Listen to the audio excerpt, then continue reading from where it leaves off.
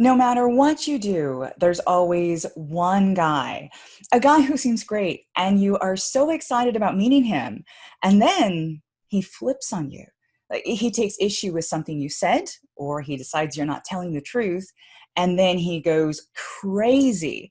He sends you a massive rant about how he's the victim and you let him on, and all of this stuff about you, despite the fact that he doesn't even know you.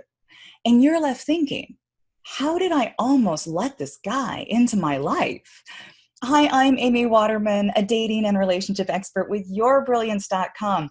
And in this video, I want to talk about staying safe online. How do you spot the crazies before it's too late? Well, you look for these three super important red flags.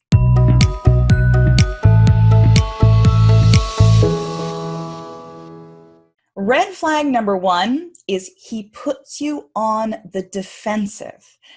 Some guys just don't trust women. They expect you to prove yourself before they'll give you a chance. So they make these little snide comments like, guess you're not very good at dating since you're still single. Or, you've been on here that long, so what, you're just playing around then? Or, you probably go for rich guys rather than the guys like me. Or, so you don't want to meet up, so you must be one of those women who just wants a pen pal, huh?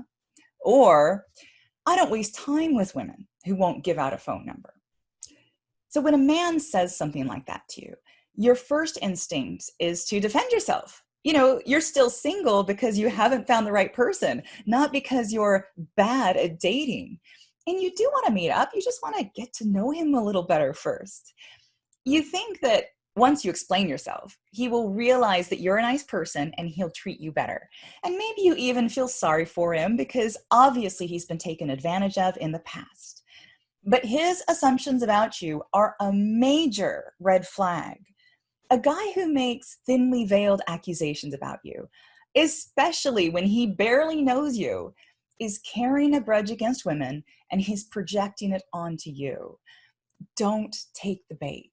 If you feel like you have to defend yourself to him, the only thing you need to say is, it's been nice chatting, but I don't think we're a match. Red flag number two is he gets defensive. Now you notice the pattern here, right? Defensiveness is one of what Dr. John Gottman calls the four horsemen. They're signs that the end of a relationship may be near. And when defensiveness pops up in the very beginning, when you're just starting to get to know each other, it does not bode well. A man who gets defensive with you is a guy who probably gets defensive a lot. And that's not someone who's going to be good at relationships or navigating conflict. Now, luckily, defensiveness is easy to spot. Just watch for the guy who reads an innocent comment you made and assumes you're calling into question his integrity or his masculinity. Give those guys a pass. Red flag number three, he gets mad at you. Online dating brings up a lot of ego stuff. Some guys are super nice to you until you decline their offer to swap numbers or meet up tonight or whatever it is. And they're not interested in why you said no. They're not interested in the potential compromise you suggested.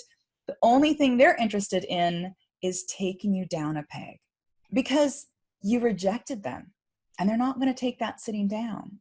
Now, as women, most of us have a hard enough time saying no as it is. We continue swapping messages with a guy, even when it's clear it's going to go nowhere. We say yes to a date out of a feeling of obligation. But saying yes when our heart says no isn't doing us any good. We're wasting time we could be spending on genuine connections. Saying no to a guy is one of the very best litmus tests of a man's character.